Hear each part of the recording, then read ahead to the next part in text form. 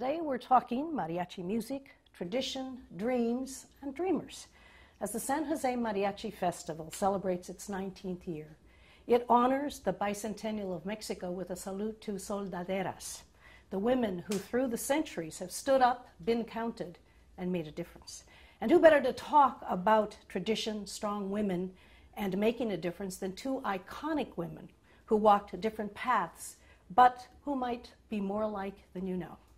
Singer-songwriter Linda Ronstadt and Dolores Huerta, the co-founder of the United Farm Workers and a soldadera in her own sentido, who will be honored at the festival this year. What is it about mariachi music that people fall in love with? It gives you who you are. You know, I've seen it happen time and again, where the audience, you know, that we'd start and they would just get really Mexican. You know, they just get a lot of Mexican in their spine and they just sit up real straight and be proud. And I just thought, if there was anything that I did in my whole career, that's the thing I was the most proud of, is that I made people feel proud that they're Mexican, you know, or that that's their heritage. Because I was always proud of it. I mean, I grew up in Tucson. I had the luxury of that. Tucson had a very different relationship business-wise with the border. Because of the fact that until they built the railroad, they brought stuff in from Guaymas. It had come on the boat. And so you had to have good relationships with the merchants in northern Mexico if you were in southern Arizona in order to survive. And so, and my dad being Mexican-American, of course, we knew all the ranchers and all the families on the other side of the line. It was, you know, people, my mother would run across the line to have lunch and to shop and to do everything. I mean, it was an invisible line. It didn't take you, you didn't have to be strip searched and stand on line for 4 hours like it is now. Mariachi can do anything. It's, you know, I can take it anywhere. I can tour with a mariachi. I can play Carnegie Hall, and I can play a state fair. And it sounds, in fact, it's even a little better at the state fair, because that's where it was to start with. You know, right, I used to sing at Pico Rivera. I'd sing at a charreada, and I'd ride side saddle. I'd sing riding the horse, you know, fearing for my life. So. Dolores, you know, music and theater were very much a part of the farm worker movement. So was mariachi music central to, I mean, how was it for you growing up? Well, the first time I heard mariachis was in Mexico, in Guadalajara. And it was at this beautiful lake, the Chapala. And I heard this music, and I wondered where it was coming from. And I looked for a jukebox, and I looked for a radio, and found neither. And this music sounded like it was coming from heaven. It was like angelic music, and I ran around, and then I ran outside, and there was a mariachi out there. The first time I'd ever heard mariachi music. And after that, I totally fell in love with it. But, you know, when we were marching on those long marches with Cesar, and we'd be going 20 miles marching in the hot sun, going up the San Joaquin Valley, and you get really, really tired. And as we would be approaching the town, they would have the mariachis. And right away, everybody was just uplifted, and all of a sudden, you weren't tired anymore, because the music just lifted you up and gave you the kind of energy you needed to just, you know, go up that final mile or 2 miles to get into the town. And so it has a very magical quality about it. And what I like the most about the mariachi phenomenon, I'll call it, the fact that it is now spread all over the United States. I was in Washington State the other day doing some work on the census. I was in Tucson, Arizona, where they have a mariachi in every single school, grammar school and high school. And to see those children that are playing this mariachi music and what it means to their self-esteem, and for them being able to connect, you know, back to their roots, and in a very positive way, in a way that really, like the music uplifts us, it uplifts them in terms of their self-esteem and their pride in being Mexican. You know, the school was part of the original dream of the Latino community organizers of the Mexican Heritage Corporation and Plaza.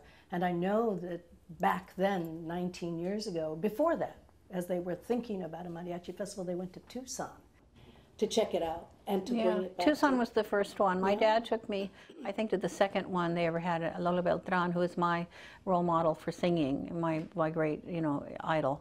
Was singing, and so that was the first chance I'd ever had to see her live. So the Tucson Festival gave me the chance to meet the mariachi groups that I admire, like Mariachi Vargas. I never get a chance to meet them. Otherwise, they had no idea who I was. If I went down to Mexico and said, "Hey, I want to make a record with you," you know. So the Tucson Festival, which is what made it possible for me to do Canciones de mi Padre. Mm-hmm. And I'm very grateful to them for that. So they visioned it, they brought it to San Jose. Yeah. It's been there. Then you came in 4 years ago. What was your vision and your thinking? What were you going to bring to it? The festival? Yeah. Well, the music is really important, but there's more music that comes out of I like the idea of Mexican cultural festival, cultural heritage festival, because mariachi is, is the shining centerpiece of Mexican music. But there are many different regions that have fabulous different styles. There's jarocho music, and there's huapango. There's all this different stuff.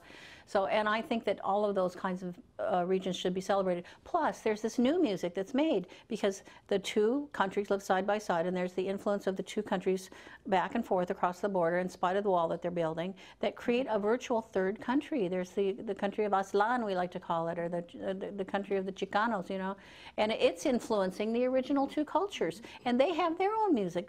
Guys like Los Lobos, that's pure Chicano. I mean, those guys are just great. They're just trailblazers. And Dan Guerrero's father, Lalo Guerrero, a very close friend of my dad's, the father of Chicano music, he was the first to have great success with this kind of amazing new blend of these two cultures. And I just want to say that Linda is the embodiment, I believe, of as you mentioned, of bringing all of these cultures together.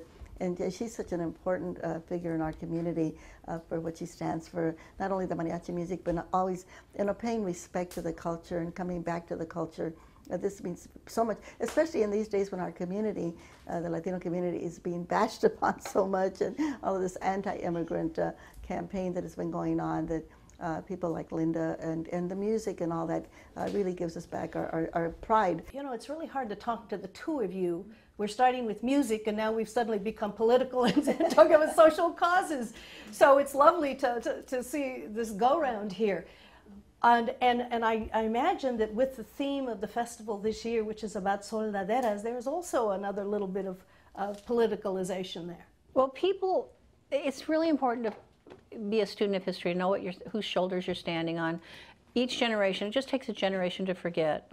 What Dolores and Cesar Chavez did for the farm workers cannot be forgotten. And already, their kids 15 years old, they don't know this history. What we're celebrating this year is that in a very, very macho country, the women were the quartermasters. They would encourage the men to bring their wives. A soldier without a woman to come along and feed him was useless. They made the tortillas. They were probably out stealing, shooting, or gathering the food.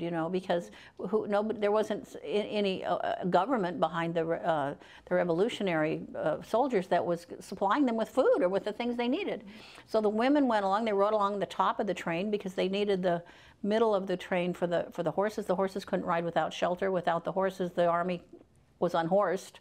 So, the women were the last on the totem pole. But in a very macho society, what would happen is that not only were they soldier girls, they were fighting, they were doing the shooting, but if the colonel, fell, well, his wife picked up his 30-30, and she was leading the troops, just like Dolores went and, wrote the contracts, negotiated the contracts. When I read about the history of, the growers that feared you because you were not going to give them any quarter, how tough a negotiator you were. I mean, she was doing that, and she was up on the cars on the top of the cars yelling at the farm workers to get out of the fields, when they were having a strike. So for a woman to be in that position of authority and command in such a macho society, that's a big change. And you part of you hopes that nobody notices it, so that they'll do what you're asking them to do. And the other part of you hopes that maybe it'll empower other women as well, because, if you keep women out of the equation, you lose a lot of good talent and intellectual vigor. One of the most lovely times is when the kids get on the stage with the musicians and get to play. I mean, that makes them probably feel so great, stand up tall and be proud. Well, the school has been very successful in that way. Well, it has been. I mean, the mariachi tradition, it's written. I mean, those good bands like the Cobre or the Camperos or the Mariachi Vargas, you're going to go to a symphony and you're not going to find a better musicians. They're all virtuoso players.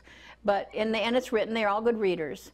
But there's an approach to the rhythm that is, you got to learn it from a master. It's got to be handed down from hand to hand, And that's what we try to do with those workshops, is that those little kids, we can't teach them from the beginning, but we can teach them. They can have that weekend in an intense way to stand next to one of the masters and see how it's done.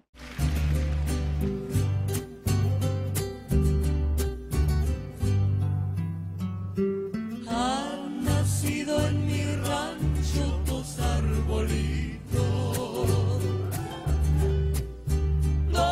arbolitos